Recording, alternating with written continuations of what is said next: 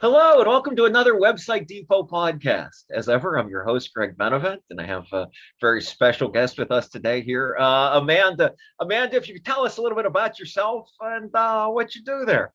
Yeah, so my name is Amanda Terry. I also go by Makeup Mandy in the entertainment world. I've been in the business for almost 10 years now. I started off doing hair and makeup professionally for film and television. I then jumped into modeling. I posted for Dash Radio, AfterBuzz TV. I also am an actress. I'm pretty much like your Jill of all trades. And I now have my own mental health podcast, which I'm really excited and passionate about. That's great. Okay, no, thank you for saying all that, and it's good to have you here on the podcast. No, so let's jump into that. Yeah, tell me about the mental health podcast. Like, what made you think to get started with such a thing? We're all messed up, and that's okay. And we need to talk about it. And I feel like the pandemic really brought mental health to the forefront to make it like okay to talk about, like mental health instead of a mental illness. You know what I mean? So, I've been through a lot in my life, like anybody has, but during those obstacles, I guess subconsciously I've always retained, being like a mental health advocate. My dad ran a suicide hotline out of our house when I was 14 for veterans. He was in Vietnam and he struggled with PTSD my entire life and his entire life. So I'm very, very sensitive and have very much just compassion and respect for all of that.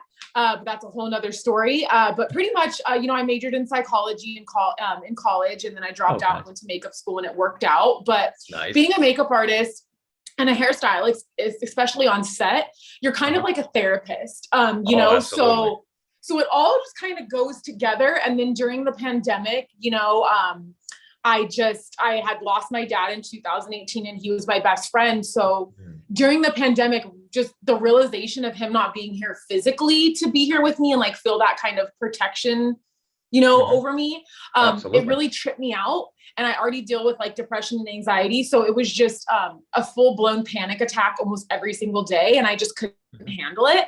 So I reached out for help. I got therapy. I got on, Zoloft, and I really started to, just tap into my mental health and spirituality and meditation and all of that jazz. And I actually came up with the concept of, mental health because I was suffering and I did not want to live. Not saying that I was going to do something, but the thoughts definitely crossed my mind, especially being a creative and feeling kind of trapped, not being able to be on set and create. So it was just a whirlwind of a lot, Greg. And I just lost my shit, to be quite honest. And I know exactly what you mean. There's a lot of folks that just doing the exact same thing, I'm sure, during that time about just, feeling having no control over anything any level. And almost like, being a prisoner in your own mind and battling against yourself. And I feel like that's what everybody does on a daily basis. So I was like, if I had the courage to reach out and ask for help, how many people out there do not have the courage and are not asking for help and aren't like possibly taking their lives or worse, or, you know what I mean? Or just what is everybody doing? And I was like, you know what? I need to get to as many people as possible, like right now. So I came up with this concept and I launched it January 11th. I launched it on 111-222 on purpose. Yeah. So I launched it, so I have 8 episodes out, and it's something that I'm very, very passionate about. And, I'm on my new journey to another like job in the entertainment world, I guess you could say, another little notch under my belt. Oh no, that's fascinating. That makes so much sense. I was struck by so many things you said, but one in particular there that I think jumped out at me is that you talked about how I guess one of the many things I was surprised about in what you said is how it wasn't until, it's at least what it sounded like in 2018, until all these things that sort of happened, that you never actually, as you said, reached out for help or never reached out for therapy and that kind of thing. I mean, if you don't mind me asking, I mean, what had kept you from doing so in the past? What had kept you? Well, actually, I reached out for help in 2020. So my dad passed in 2018, but in 2020, when the lockdown happened, is when like it was like ruminating and sitting with me. Like it was like when my dad's death was kind of just like in my face, like just so real. So I've struggled my whole life. I've had some some not so good things, you know, happened that affected my journey along the way. And nobody is perfect by any means. And I had a lot of hiccups and a lot of bumps in the road, but the main thing is that I'm still here and that I'm aware of these things. And I'm now wanting to not only help myself, but help other people along in this journey. So I think the reason why I didn't reach out for help is maybe just because I dealt with, you know, ADHD like my whole life. And it was something that was just, that's my cat. I hope, yeah. It was just normal to me. You know what I mean? It's like, I was just kind of living with it. But when the pandemic hit, it's like, why am I living with this? Like nobody should be living like this. So, I have like no fear, no limits. Like I wear my heart on my sleeve. I'm a very open and honest and genuine person. And I just was like, I need help. Dude, I need help. So I got it. And I'm so happy I did, because I probably wouldn't not only be here, but just here right now speaking with you and helping people, you know, as many people as I can. As long as I help or save or get to at least one person, I feel like I can sleep better at night. No, that's great. That makes all the sense in the world. And what you just said, I think you used a word that I've used a lot in my own life, but I don't think it's ever been said before on this podcast, which is ruminate. And I personally also struggle with the idea of the you know, the negative rumination where the thoughts go around in your head over and over again, and they're not good.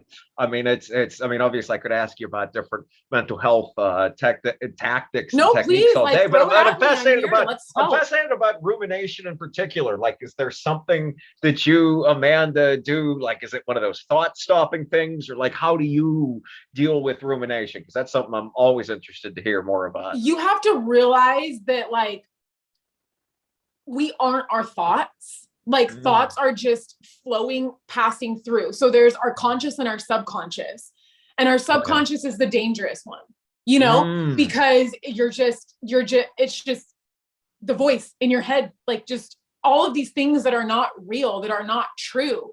And it's like, you just have to sit there and be like, okay, like, just say for instance, Greg, I'm like, oh my God, I'm horrible. I suck. You know, life sucks, blah, blah. Like, you have to sit there and be like, okay, is this true?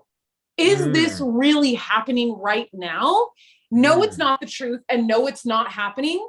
So you freaking breathe. You go outside, you let the sun hit. If the sun's not there, try to feel the wind, try to listen to a bird, try to look at the grass. Like, it's very like cliche, very tangible type, like activities or, you know, things that you can do to get yourself back to being grounded.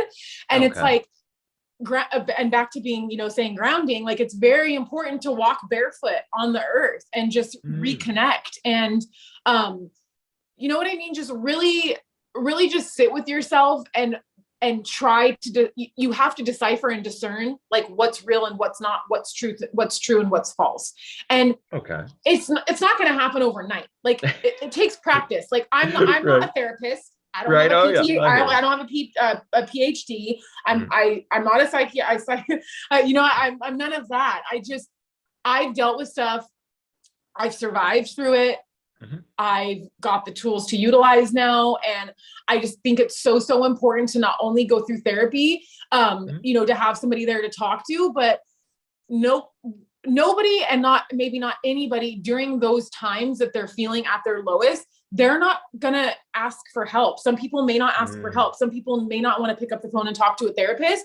So it's really important that you know how to talk to yourself and work through these things yourself so that you can get out of it, you know? I see. Yeah. No, I mean, that makes sense. It's just for that conversation. So it's not necessarily just the idea of like the thoughts stopping, it's to actively question it. Like to question the negative thoughts and then do something physical that gets away from that. Yeah. Oh, that's good. It's also touching things. Like one time I was like having an anxiety attack in my car. And I just remember like when I was talking to my therapist, like they said, you know, touch things, like say this is real, whatever. So I touched the steering wheel and I was like, the steering wheel is real. I'm here. I'm in my car. I'm okay. Right. Because when you have anxiety, you are living in the past. And when you're stressed, you're living in the future. So that's why it's called the present, because it's a gift. So you have to like be like, I'm here now. Like, why am I freaking out about tomorrow? And why the heck am I stressing out about something that I cannot change in the past? Like, oh, that makes a lot of sense. Just be right now where you're at right now. And then think of things that make you happy. Do things that make you happy. And it's really important the type of music you listen to as well. It's very, very important. Oh no, okay, now that's fascinating. So what in particular about the music is I mean, just in terms of like music that makes you feel good, or is there something more to it than that? Like, so I'm not sure if people know, but the different notes that are played hit different chakras in our body. I never heard that. That's totally new to me. Okay, yeah, go on. And yeah, so there's tell us about that, please. There's like megahertz that you could listen to heal yourself. And then just to be very aware and like study the chakras and then study the notes that are in music, because those things affect you psychologically. So you know how like you listen to a song and it reminds you of high school and it literally takes you back? Yeah. It's the same type of thing. They're connected to thoughts, and they're connected to thoughts which are connected to memories, which are connected to different neurons and different things that are firing in the brain. So it's very, very important to just be cognizant and very aware of what you're putting into your head on a daily basis, not only music, but in the morning. Like, you should be putting good things into your head. You shouldn't, go onto social media right away and be like, oh my God, that person didn't write me, and be all pissed off the rest of the day. Like, that's how you start your day. Like, oh yeah. Like I go to sleep to meditation music and, healing music and different megahertz, like I was telling you, that genuinely like restore your brain and make you feel like amazing person the next morning when you wake up. And then just get up and make yourself, your coffee, and make that a whole process, and be with yourself in the morning and do something that you enjoy, and try to get up a little bit earlier than just hitting that snooze and waking up right away and feeling like crap. And then you're in a rush, And then having to rush out there. Yeah. Run out to exactly where you're going. You really got to take time to just put in the work to make yourself feel good on a daily basis, because we're all we have at the end of the day, and at the beginning and at the end of the day. And I always say everything starts in the mind and always ends in the mind. So make sure you're making up your mind. And my podcast is called Make Up Your Mind with Mandy. So there's that plug. That's good. No. And feel free to plug that even more. This is tremendous. Okay. So I have a million questions about that. All right. So the morning process.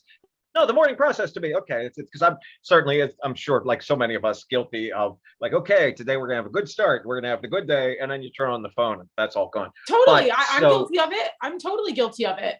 Okay, so but let's talk about what the apex better morning would be, because it sounded like you're really on to something there. Like, okay, you're up, you're wake up before the sun. First of all, wake up before the sun, because that's already an accomplishment. You already feel like a badass because you're like, I'm up before the sun's up. So you already feel like you had an accomplishment. As soon as you get out of bed, make your bed.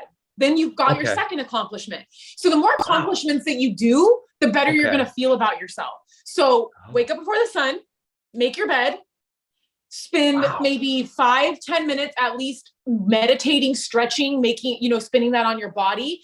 Drink water with lemon. Specifically maybe hot water with lemon, and get your digestive system going before you put any food in your stomach. If you have time, you want to work out. I was going to get to that eventually. Okay, so that's the exercise. You want to work out, and then you want to come back, and then you want to eat, take a shower, and then get ready for the day, and then start your day. Okay. I've been surprised on this podcast before. I don't know if I've ever been quite so surprised as wake up before the sun. That was amazing. Well, I mean, I guess my first thing, I bumped against that a little bit. I mean, it sounds like the day actually starts is when should you go to bed to be able to get in that time before the waking up? You should go to bed, honestly. I mean, I'm not even joking. Like, if I'm home, like I'm literally in bed at like 8 o'clock sometimes, like in bed, not like asleep, but like in bed. I see, starting to prepare yourself for sleep. Yeah. And it's also really important to not look at your phone first thing in the morning. Like, first of all, set your alarm and put your phone in the other room or somewhere where you have to get up to get it. So you can't just hit the snooze and go back to sleep. Okay, right. Okay, that makes sense. Somewhere it's not like, okay, it's not just on the bed with you. It's not on the no. Put it somewhere else, and don't look at your phone like an hour before you go to bed. And because the lights do everything. I've heard the lights are bad. Well, the blue light does something psychologically as well. It stimulates your brain, and then you're just like, go, go, go. And you want to keep watching your phone. And that's how people get addicted. Like this is all science and neuroscience and all that, So yeah, it's just really, really important to give yourself a nighttime routine and a morning routine and get into that schedule. And if say you're not used to getting up early, well, that morning that you get up early, you're now going to be tired by the end of the night to be able to go to bed early, to then get up early, and then you start your routine. You'll build up that routine. Exactly. And I assume that's how it works with because you mentioned, working on film sets and all that kind of thing, where many times when that happens, hey, you're not going to be able to be in bed by 8 or by 1 a.m. or 2 a.m. Mess me up. Yeah, those shoots mess me up. Like it's a lot. Like I think the longest that I worked on set was 19 hours. It was for a Netflix series. It was 19 hours on set. Jeez, man. Wow. But I assume that's so from what you're saying, but when you do have one of those nights, it would be almost like, hey, when someone, maybe overeats when they're dieting, it's like, okay, that happened. Now get back into your routine the next time. I mean, I've done it, like it's hard. Consistent self-discipline is literally the key to life, like the key to success. I totally believe that. Discipline. Yes. That's the key to life, to success, for sure. Gotcha. Okay, so I mean, it just hit me. We're talking about the sleeping well and the starting the day right and all that. I mean, are there other one thing when I have business clients and all that kind of thing on this podcast, one thing I always ask them is hey, what's something that an entrepreneur can do right now as soon as they listen to this podcast to make their business better? With you, I would ask hey, what's a tip for building that self-discipline or making yourself feel better in the day that maybe someone hasn't necessarily heard of or encountered yet, that you would tell somebody that they could do if they're listening to this at lunch or when they should be working or something like that? What's something you could tell them that they could make them feel better right now? Honestly, replace the music you're listening to with either classical or jazz. Okay. No words, no crap. I'm just being honest. Yeah. Music's cool for a place and time, right? Mm-hmm. Replace it with either classical or jazz. And when you're in the car, you don't always have to listen to music. I highly, highly suggest, this has changed my life immensely, listening to podcasts that are self-help of things that you're going through or things that you're interested in. Just knowledge. Feed your brain knowledge, something that's going to help you in life rather than just dancing in the car, right? Whatever. Okay. And then motivational speeches, honestly, motivational speeches, listening to those, on YouTube on my way. Cause I do a lot of driving to set, I do long drives. Yeah. And it's now I look forward to those. And I get in the car and if I hear any type of music, I'm rebuke, oh my God, what? I'm just I don't want to hear it. I want to get my motivational speech on as soon as possible because you're just feeding your brain. You're just feeding your brain good things, good affirmations, things that are going to make you feel good, things that are going to empower you, things that are going to make you feel you're relating to them. Wow, I'm not alone. It's everything in life is a choice. And we're not always going to make the best ones, but certainly try your hardest to at least do it over 75%. If you want better for your life, you're going to get sick of your own crap and you're going to just be okay, what can I do to be better? And it's just really important to honestly just try. The best that we can do is just try. No, that's great. I mean, I have to ask, what are some greatest hits motivational speech that someone could download and listen to on the way back from work? Maybe one they haven't heard of or one they haven't heard in a while. So everybody get your pens and papers out. So I'm going to give you some names. So we have Les Brown, we have Bob Proctor, we have Mel Robbins, we have Jay Shetty, we have Gary V, we have Jim Rohn, we have the sports guy, Jordan B. Peterson, Joe Rogan. These are all people that I listen to literally on a daily basis. I can just hear the voice and I know who's talking at this point. I can distinctively tell between the voices, and it's just changed my life so much because it's success leaves clues. Okay. So if you want to be like somebody or be like a business, whatever, but obviously still be yourself. But I'm just saying there's an outline you can follow. So if you want to be like something, like go study that and do the same steps. Success no, that makes a lot of clues. sense. No, that makes a lot of sense because clues. Yeah, and because I'm assuming, and I'm sorry, I didn't mean to talk over you, but I meant Okay. just like in terms of, you know, if a person is looking at this outline of how something worked for someone else, then by virtue of that person committing to the outline, just by them being someone different, they'll approach it in with their own manner and their own way. So it's not like it's the exact same thing. You're just following this path that someone else charted, and you'll find your own way through that by just being a different human being. Well, yeah, I mean, we're all individual no matter what. Just because we do the same things, we'll never be like the same. You know what I'm saying? So it's like, it's just honestly making the choice. So Bob Proctor always says the only thing that you have, and rest in peace, he just passed away a couple weeks ago. Honestly, it's like you just have to make the choice. You make the choice. So it's like, if say you want to do something, you're like, oh my God, instead of sitting here like procrastinating, like, how am I going to do it? How am I going to do it? Then you just waste time and you never do it. It's like, make the choice to just say, hey, this is what I'm doing. Shift your mindset. And I promise you the universe will deliver and follow. You obviously have to work. You can't just sit back and wait, no, but you just have to make that first step and that decision in your mind. Like, hey, I'm going to change. And like, what are the proper steps to do so? And just move, just move. It's all you got to do. Just try to do it and just make up your mind. No, that's a good time. And that wasn't all forced. That was exactly right. Okay. So from what just we're talking, and it seems like, the one thing that a person can do that's maybe having a rough day, or, even just, beyond having a longer mental health problem, but rather just, hey, maybe having a tough day and happens to stumble across this, is to, like you said, to move, to do, to act, to not simply sit in a torpor and be sad. It's to be proactive. Would that be a good summation? Or absolutely. And then like whatever negativity or toxicity that you have like inside of your body, with like your mind, whatever, write it down on paper, because people think, oh my God, like, is this real? Like my thought, like, okay, like my thoughts are real, or are they not real? And they like kind of fight with them. And then they're just like mad about it. It's like, write it down, and then it becomes real. And then all the negative stuff, like then burn it or tear it up and throw it away. And the good stuff is like what you want to keep in a journal and notebooks.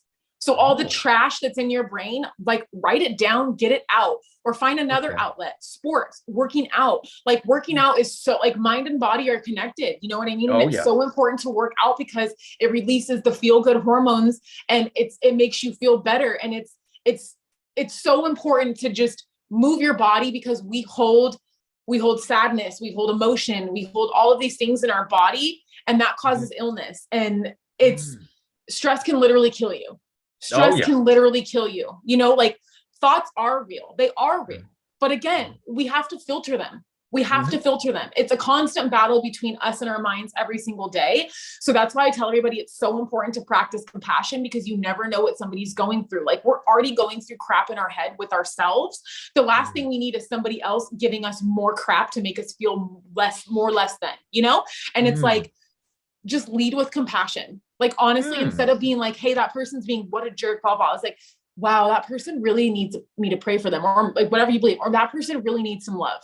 That person really needs, like, say hello, say hi, ask how they're doing. Like, just be there as a human being. Everybody's so afraid to like talk about things, or we're so programmed to be like, hi, how are you? Oh, I'm good, blah, blah. No, you're probably really not good. You just got divorced or whatever. Right. Like, and you're just saying you're good because we're programmed to do it. It's like it's like second nature to us. It's like, how are you really doing today, Greg? Like, are you okay? Like, how are you really doing? And people get uncomfortable with that. Like, people get They're not used to actually having to think about it. Oh yeah. I could tell your body language. You were like, oh, okay. Like, like you can read people, and you can read a lot by people's body language, and just by observing, honestly, and listening more than you speak. No, that last one's certainly critical. I mean, I was again struck by, it was, gratifying to hear you use the word compassion. I think that's something that kind of tends to get lost in somebody's conversations. Totally. And I just sort of, I mean, and I think that's such an important thing to reinforce what you said about, like, okay, if, to approach others in compassion and essentially any context, but also about, that things, but I also, from a lot of what you're saying, that also much of what you say can be kind of summed up in the idea of approaching yourself with some of that compassion too, it seems. I love that you said that. Yeah. Like you need to, first of all, like we need to treat ourselves the best because we are going to exude whatever we're going on inside. So everybody's like, oh, don't be selfish. You're so selfish. Like, honestly, being selfish, we should all be selfish. The better that we treat ourselves, the better that we're going to give off that energy. And then we're going to be able to treat each other better. And it's going to make the world so much of a better place. If we all just loved ourselves so much more, it would be much more of a better world, I believe. Okay. So that, and I think it's interesting you use the word selfish because I think that just because I think so many of us, particularly people who maybe, do struggle with the anxiety and similar things, is that, what can feel selfish is actually not. It's but self-love. Rather is, exactly. Self-love, self-care, merely taking care of yourself is, that's to do something nice for you is not a selfish act. Exactly. And I think that's the negative connotation that's attached to the word selfish, and we need to change that stigma. We need to just focus on self-love. And it sounds so cliche and like whatever, but it's the truth. It's the truth. Well, I think and I've been exploring this a bit in my own thoughts, and I could be way off the rails here, but I'm starting to come around the idea that like the reason that self-love, I think in some part, there's a lot of reasons that you say self-love and people are like, oh boy, here we go, is that it is so, I think part of our reticence to engage with it is that it is so challenging. Like it's a lot easier to make fun of it than it is to actually engage in any act of it. Like, you know why? Because like we've been programmed to just go and just serve. And it's like, oh yes, no, we need to serve ourselves too. Like, how are you gonna, like, all of these sayings are like so old and so cliche, but they're obviously around for a reason because they're true. They ring true. Right. If they didn't work for somebody, they would have died out. Totally. And, that's a good point. That's a good point. Well, it's like I could talk to you all night about this. This is fascinating. Is there anything that I haven't asked you about, or anything that you'd like to say that to cover or to express that I haven't asked you about so far? I would like to share where you could find my podcast. Oh, 100%. We were definitely going to go there. Yeah. Yeah. So my podcast is Make Up Your Mind with Mandy, and it's with it's so make up and then you are. Your mind, not Y-O-U-R. So it's you are, Make Up Your Mind with Mandy, and that's with an I. Okay, we'll put that up on the screen too so that they see that, and that'll be in the thing. Thank you. So folks can find that. Thank you. So you could find it on all platforms, iTunes, Spotify, YouTube, Instagram, the whole nine. My personal account is makeup_Mandy with an I. And then in my bio on my personal account, it has my podcast page, which is Make Up Your Mind _podcast. And I have a lot of things coming this year. I have a lot of plans. I have a ton of goals that we're going to accomplish, guys. And I'm going to change the world with mental health, honey. Wow. Okay. That's definitely bolder than when the business owners come on and it's like, we're going to have a great third quarter. Like that's a lot more better quote than a lot of we get here. That's I have my 5 years already planned out. I'm ready to go. I'm ready to go. Excellent. Well, and I have no doubt that this will be successful. I mean, this was great. This really was. This is, I know I say this a lot on here is about like, oh, that can actually help somebody, but this actually can. I mean, this isn't, like, oh, here's a new social media strategy for your business. Yeah, no. This is actually a thing that can help your real life once you want to know what my motto is, and it may be a little blunt because I'm very raw and real, and I'm out there. And this I think you're the first person to say pissed off on here. Yeah. Oh yeah, I like raw, real. I like transparent, and it's like. I made a post the other day and it's like, everybody's out there trying to fix their bodies and their face and all this stuff. And like, that's okay. Like whatever makes you happy. But certainly. I think we need to start fixing our souls and our minds first. Makes sense. You know, it's like, it's so like surface level, and like, we need more depth, and we need more healing, and again, compassion. And the better that we treat ourselves, the better that we're going to see ourselves, and the better that we're going to see everybody else, and just be able to be like an awesome team and just help people, because we're supposed to be all together. We're not supposed to be against each other. We're not supposed to be, you know, this shouldn't be a competition thing. Like, we're literally all in this together. Like, we were just put here. We didn't ask to be here. We don't have directions. Like, we're all just here trying to like survive. And I think we need to just keep that and make it very like literal. Like, we need to keep that in mind. Break it down simplicity, you know, with simplicity. Like, it's like, we're all human, man. Like, you know, we're just trying to survive. So we need to be nice. Oh, that's great. That's also a very true and lovely sentiment to end on. Thank you for coming out to this, Amanda. No, thank you. Yeah, I appreciate it. I'm going to follow you on the thing after this as soon as you got a new follower. But yes, I think that's the first person I've said that to. I worry I'm going to have to do that with every client now from now on. I shouldn't have said that. But anyway, on behalf of Website Depot, thank you for coming out again. My name is Greg Benevent. Take it easy. Have a good night. Bye.